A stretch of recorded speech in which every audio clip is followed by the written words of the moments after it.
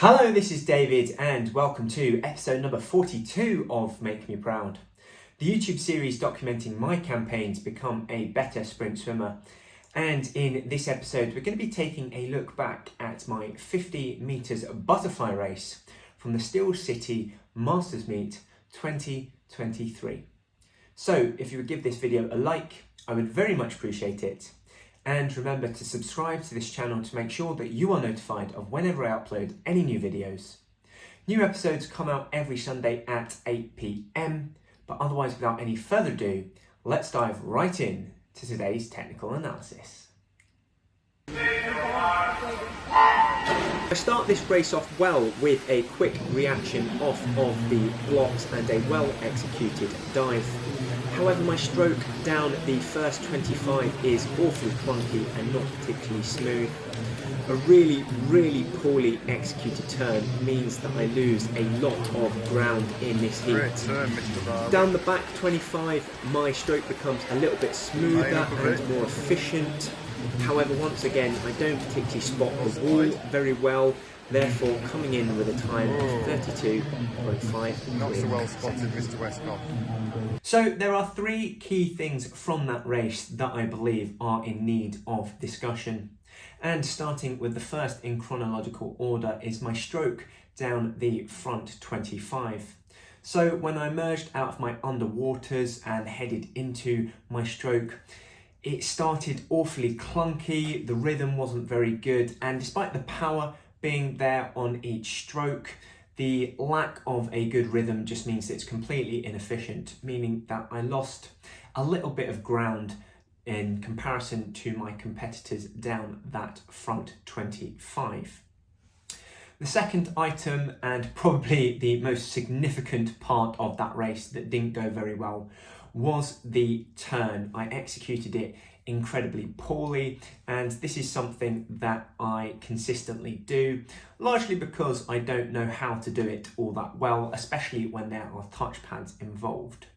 At Masters Nationals, I believe there aren't going to be any touch pads, meaning that it will be a ledge, meaning that it's a little bit easier to stabilize yourself in that regard as you conduct the turn, meaning it's a lot easier to do it, to change direction all the more quickly and also get a good push off, meaning you can start the back 25 with good speed and rhythm. However, I really shouldn't be relying on the ledge and learn how to conduct my fly turns well when there is a touch pad. So that is going to be something for me to focus on in the next year, because I really think that this is the biggest aspect of my 50 metres fly race that needs improvement. If I can get that turn all that well, you saw it, I was just a little bit off the rest of the competition when finishing that first length. However, coming out of the turn, I lost so much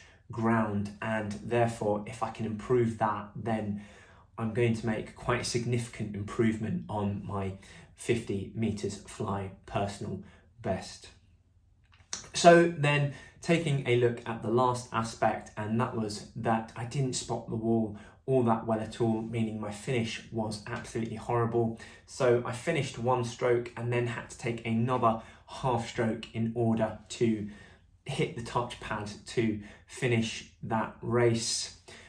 Ideally, you want to be hitting the touch pads as you finish that final stroke. You don't want to be taking an extra half stroke. You really want to time it to perfection so that you don't add an extra 0.3, maybe even 0.5 of a second onto that race. And had I touched, had I spotted the wall well and touched perfectly, that would have significantly brought my time down as well. So the key aspects to focus on in that 50 fly race are the turn and the finish.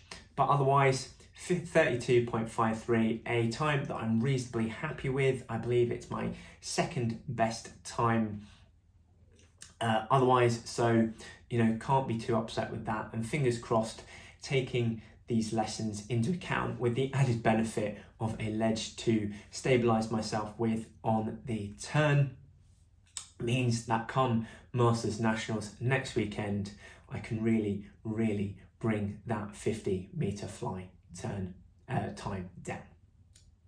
Subscribe to my channel to get notified whenever I upload any new videos. Click on the thumbnail to watch another video of mine, or to gain clarity and confidence on how to eat in order to accelerate progress towards your athletic goals. Visit westcough.com/bootcamp.